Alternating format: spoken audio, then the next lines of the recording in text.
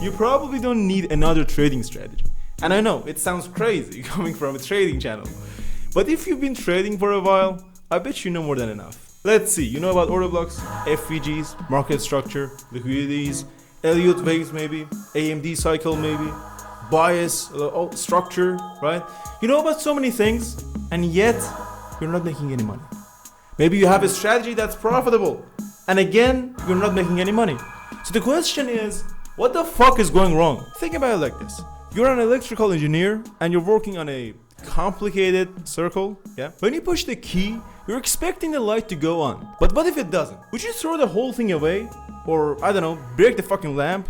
No, you would think about it. Because there has to be a problem. And when you find that problem, you can make it work. Trading is the same. If you're not making any money, it doesn't automatically mean that you need a brand new strategy. Something is broken, and in this video, we're gonna find out what. Guys, there are 5 things that can fuck up an otherwise profitable trader. Let's see, there is bias, there is strategy, there is risk management, psychology, and execution. I'm gonna explain all 5 using something much easier to understand. Driving. Imagine you're a fantastic driver, but you're driving the wrong lane. I'm asking you, what do you think is going to happen? This is exactly what's going to happen when you don't even have a bias. You would go against the trend and you're gonna get fucked. Another scenario can be you're driving in the right lane, well done, but you don't know how to drive. Instead of front to front, you're now gonna hit front to back. So it's still disaster because you didn't have a strategy. You didn't know what to do. Okay, but what if you're driving in the right lane and you know how to drive? I guess that's good to go, right? No. That simply doesn't work because you're driving like an Asian grandmother who's driving a BMW and she's also a taxi driver. You want to punch? It's all messed up, man. You can drive too fast, you can drive too slow, and you know the end of that story. This is the best case scenario. If you're not killing anybody, you're gonna get a ticket. You know when this scenario happens in trading, this is exactly what happens when you don't have a risk management. Some of you risk too little and you get demotivated, and some of you risk too much and your edge doesn't even get a chance to work out because you don't survive long enough. For the psychology part, I'll give you 2 examples. First one is about my mom. She used to drive really well, but there was just one scenario that she couldn't drive properly. She told me whenever she was trying to go uphill, she was just super worried about her car turning off because the car is manual, and she hit the car behind her. She was driving perfectly. She knew how to use the clutch and everything, but in that particular moment, she was like just an amateur. Now, the second example is about my friend's mom. She once told us that when she started driving, she could have driven like really well, but there's one scenario that she couldn't drive, and that was when a semi-truck or 18-wheelers or some big trucks were like driving beside her. She specifically said she was so afraid that maybe they hit her or something bad going to happen, so she just closed her eyes and like hope for the best. I know what you're thinking, 2 examples and 2 women. Why do we let them drive? And last but not least, there's a gap between knowledge and execution. And I don't know why, but nobody's talking about this. In driving, when you want to get your license, you would do 2 exams. First one is a test. In my country, it's a 30-question test, and they just ask you about the rules and the signs and all those stuff. You maybe know so many things about driving and you can easily pass the first test. But what about the second test? The second test is you driving beside a cop. At least in my country, it's a cop. And if you don't know how to drive, you will be so much under stress, and this guy is just holding his notepad and looking at you, and you're thinking, is he going to say failed or is he going to say pass, or what's going to happen, right? It's huge. There's a gap between knowing something and actually being able to do it. Now we're in the what to do section of the video, right?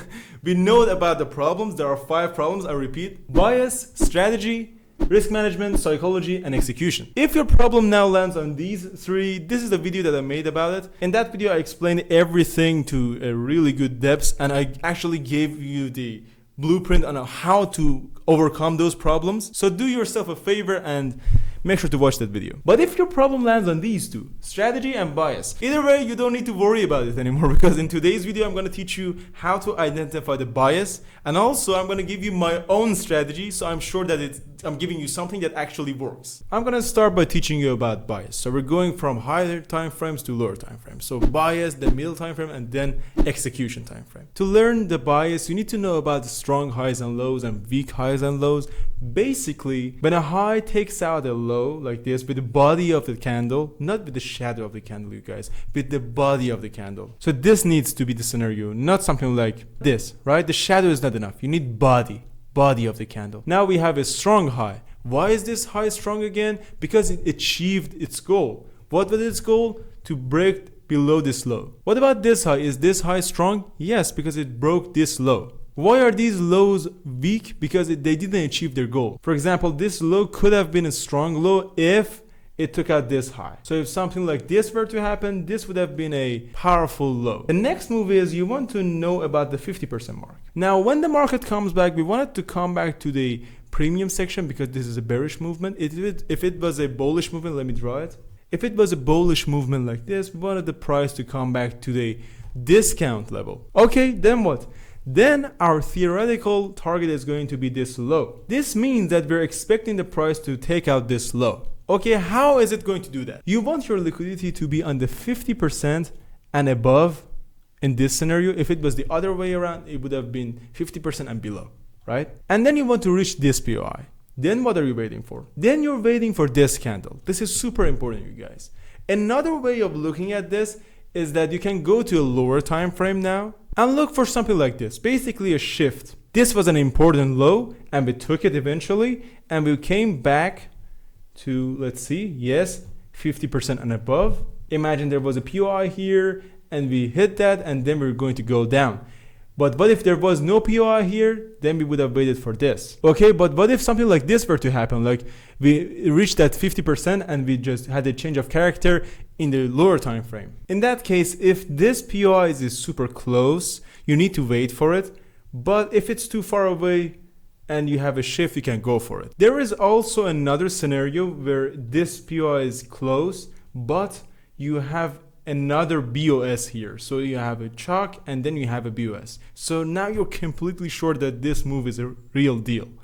Then you can also go for it. There's also this scenario that this low is just too far and this is too powerful of a low and you don't expect it to be broken. And when it actually does get broken, this is actually a really important shift. These are all 50-minute scenarios and they're all going to happen in that one candle here and there. Here's a common question about multi-time frame analysis, because many of you are like, should I do bias on weekly time frame or daily time frame or about the middle time frame? Is it 5 minute, 15 minute? Like, let me explain it super clearly. This is your chart. This is GBP USD, right? And I'm in weekly time frame now. This is your strong high, this is your strong high, this is your BOS, this was your BOS. So you're going down, right? Here's your only valid POI that's untested. First of all, this is a really big movement. We're not gonna open a position like once in every 2 years. Just this small movement is 250 days. Overall, this was a bearish movement, right?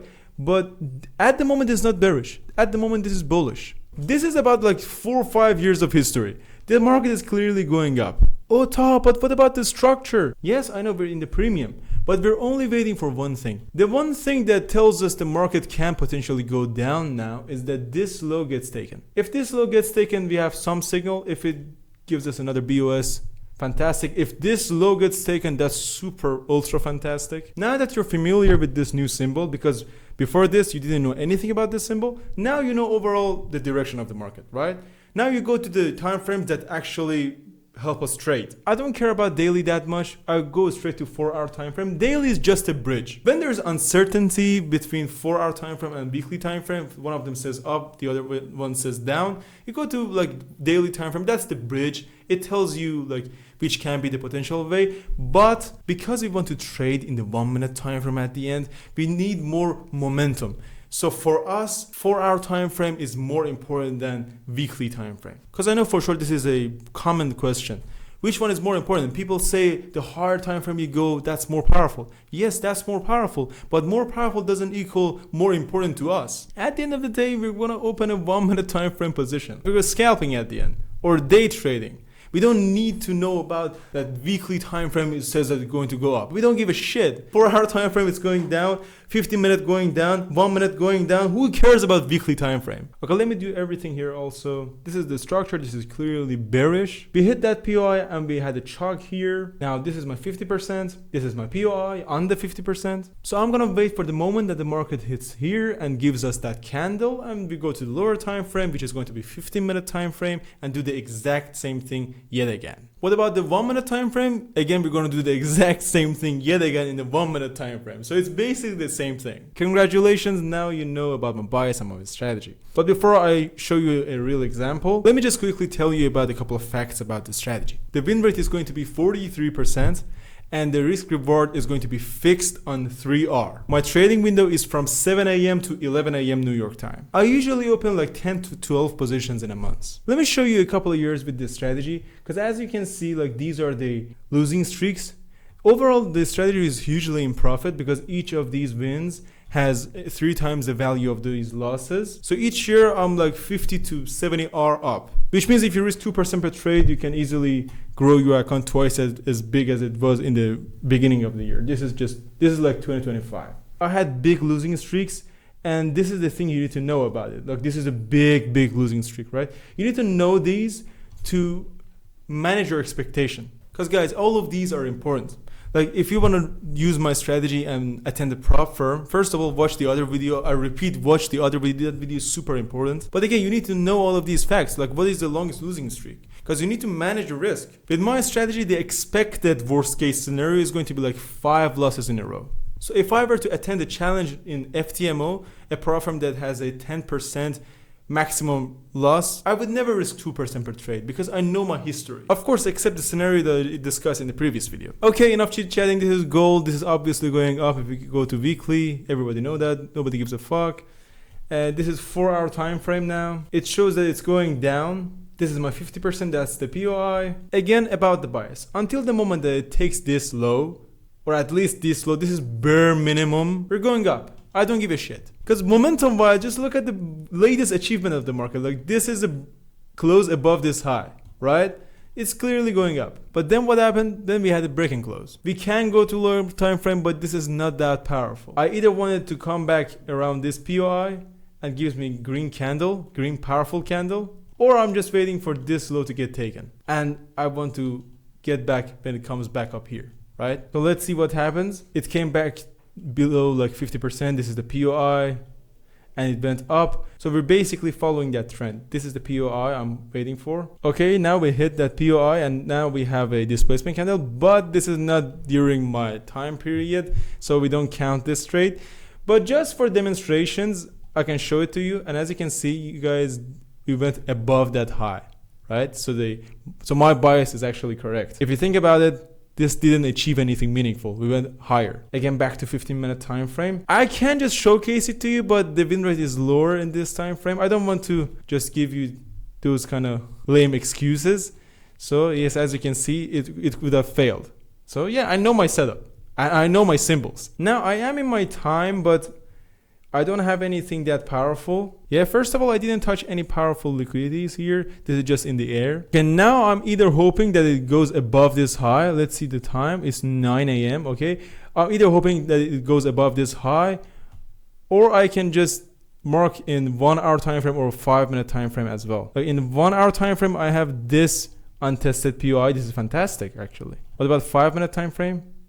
Let me just color it something different. Very nice. It touched our POI. It's in our 1 hour time frame. I want a green candle now, a green powerful candle. We have that green powerful candle. We didn't go below this low. This is fantastic stuff. I'm currently in 15-minute time frame. Now I go to 1-minute time frame. Now I need a valid chalk. None of these are valid chalk. This is the valid chalk. Okay, this is more clean. So let's see what's going to happen. Unfortunately, we're out of that 7 to 11. This is 12:30. Guys, all of these are tested and we're not in a good time either. So let's stick to the strategy and like leave it be. Okay, now this is my next trading session. We took out this high, but again, we took out this low. We didn't took out this low actually. This is the shadow. Okay, so we're going up, and those candles are powerful.